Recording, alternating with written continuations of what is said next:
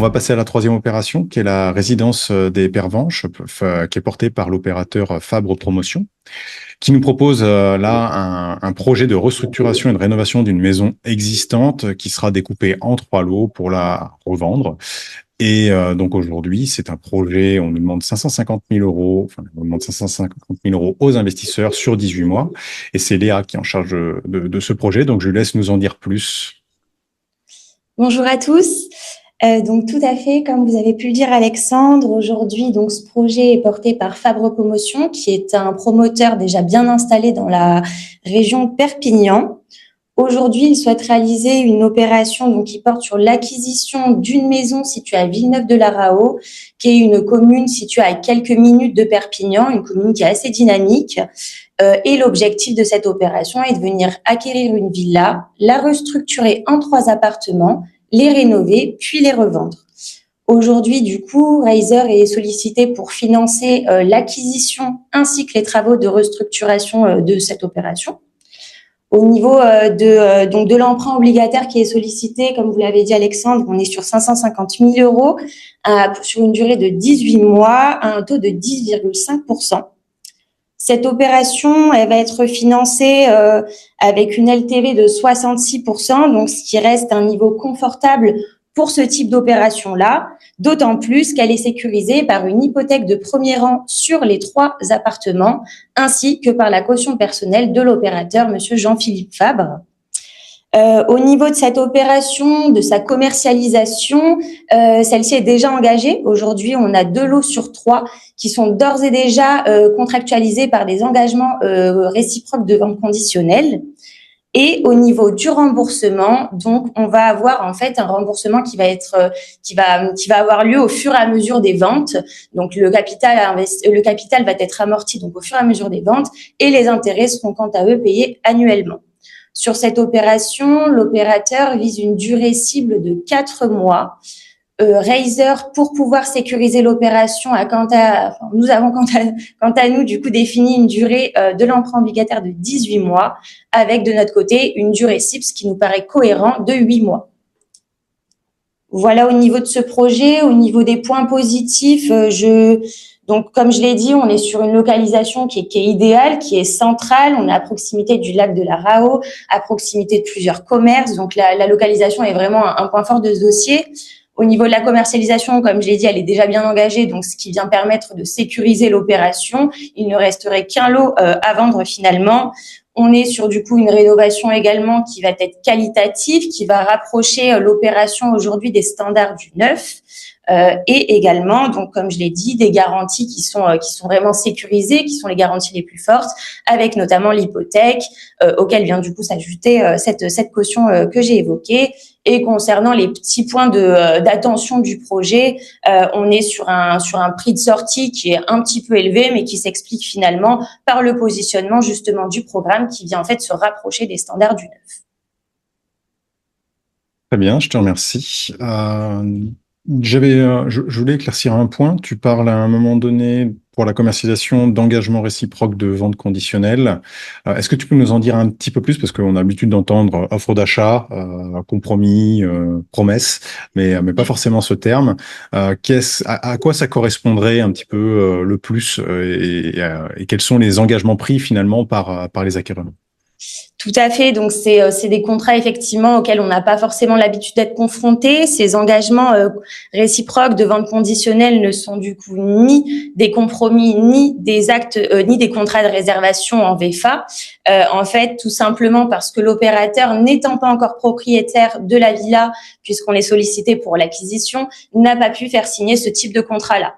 Donc aujourd'hui, ces contrats, c'est des contrats qu'il a établis avec les futurs acquéreurs et qui permettent de les engager donc contractuellement, mais aussi financièrement, puisque ces contrats appellent un dépôt de garantie de 2 000 euros et également formalisent en fait l'implication financière des investisseurs, notamment via le versement des sommes relatives aux travaux modificatifs acquéreurs. Donc ces travaux modificatifs acquéreurs, en fait, c'est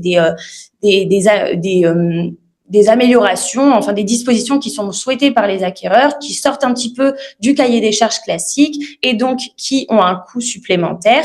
Et en fait, finalement, le promoteur a d'ores et déjà appelé ces sommes-là, en tout cas pour un lot en totalité, pour l'autre un acompte. Mais aujourd'hui, par exemple, donc au niveau de ces engagements réciproques conditionnels de vente conditionnelle, on a pour un premier lot vendu 9 000 € qui ont été versés et pour un autre lot vendu 9 600 € qui ont été versés. Donc on a déjà, ça permet d'impliquer d'ores et déjà les futurs acquéreurs et de sécuriser au maximum leur engagement. Aujourd'hui, moi, je rapprocherais ça davantage d'un compromis, mais bon, comme je l'ai dit, ce n'est ni un compromis ni un contrat de réservation, c'est un petit peu un contrat hybride finalement. D'accord, je te remercie. Un autre point que j'avais noté, c'est que effectivement l'opérateur, on connaît les opérateurs dans le monde immobilier, ils sont toujours un petit peu optimistes. Ils parient sur une durée de 4 mois que vous avez repris dans le bilan financier. Est-ce que ça semble bien réaliste en toute franchise, puisqu'on a quand même des travaux assez lourds. Alors, j'ai plus le montant au mètre carré, mais on doit dépasser les 1 000 € de mémoire au mètre carré. Est-ce que ça paraît pas un peu optimiste sur cet aspect-là, et comment avez-vous finalement analysé ce projet-là et le risque que ça fait prendre au projet? Alors effectivement, donc l'opérateur vise une durée cible de 4 mois. Donc en fait, ce serait le scénario cible de remboursement anticipé qui serait souhaité par l'opérateur, mais ça ne correspond pas encore une fois à la durée de l'emprunt. Nous avons vraiment sécurisé l'opération avec une durée plus longue. Aujourd'hui, l'opérateur en fait prévoit une exécution des travaux lot par lot, puis ensuite un échelonnement des ventes au fur et à mesure des livraisons. C'est en ces deux éléments qu'il a défini cette durée de 4 mois. Cela dit, je me permets de rebondir sur ce que vous dites, Alexandre. Effectivement, on est sur un coût de travaux assez confortable de 85 € par mètre carré. Parce que on est sur une restructuration et sur une rénovation qualitative, mais on reste sur des travaux qui sont de secondes œuvres. Il n'y a pas de restructuration lourde.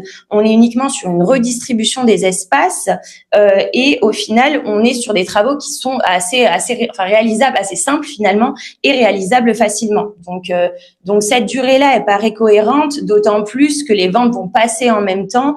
Donc voilà, ça paraît confortable, mais encore une fois, on est parti sur une durée plus longue pour sécuriser. C'est noté. Et j'avais une dernière question. Dans le bilan de financement que vous mettez sur l'opération, on a une ligne qui indique qu'une partie de l'argent du lot 3, des rentrées d'argent du lot 3, serviront à financer le reste des travaux. Alors, qu'est-ce qui se passe si finalement le lot 3, c'est plus compliqué que prévu? Quel est le risque que ça arrive aussi, ce plus compliqué que prévu? C'est un petit peu la question qu'on se pose quand on regarde ce bilan. Tout à fait. Donc, je me permets un petit rappel. Comme j'ai dit, donc les ventes vont être échelonnées. En l'occurrence, le planning qui a été défini par l'opérateur, c'est donc la vente du lot 3 en premier, ensuite la vente du lot 1, puis la vente du lot 2. Sur cette vente du lot 3, il a été prévu de de réattribuer à l'opérateur 25% du prix de vente pour qu'il puisse finaliser ses travaux sur le lot 1 et 2. En l'occurrence, la vente de ce lot 3 est assez sécurisée, comme je l'ai dit, avec le dépôt de garantie, les travaux modificatifs acquéreurs et également le fait que l'acquéreur de ce lot, en l'occurrence, ait d'ores et déjà sécurisé son projet, et engagé en tout cas son projet avec la vente de sa maison actuelle qui sera réitérée lors de l'acquisition de l'appartement du projet étudié. Mais mis à part cela, s'il vient à avoir un aléa dans le cadre de cette vente, l'objectif est de finir les travaux de l'opération. Donc, si par exemple le lot 1 serait le premier à être vendu, eh bien on viendrait tout simplement appliquer le même système, conserver un X% qui correspondrait évidemment à la même somme, donc c'est-à-dire à 80 490 €. Donc voilà, donc on viendrait prendre cette somme-là sur la vente du lot 1, on la réattribuerait à l'opérateur parce que l'idée c'est vraiment qu'il puisse finir ses travaux pour sortir l'opération et puis ensuite on viendrait vendre le lot 3. Donc pour le coup, peu importe la première vente qui vient à passer, le fonctionnement serait le même. C'est noté. On a une question spectateur qui nous demande un petit peu toujours dans dans cet objectif financement, pourquoi ne pas attendre d'avoir les 3 lots déjà vendus finalement pour financer dans ce cadre? pour Oui. sécuriser un maximum? Eh bien, parce que du coup, donc aujourd'hui, on a quand même une commercialisation qui est bien engagée sur tous les projets qu'on étudie. Il est rare qu'on ait une commercialisation à 100%, mais aujourd'hui, la commercialisation, pardon, nous paraît très sécurisée, très solide. Donc, c'est pour ça qu'on a d'ores et déjà engagé le projet.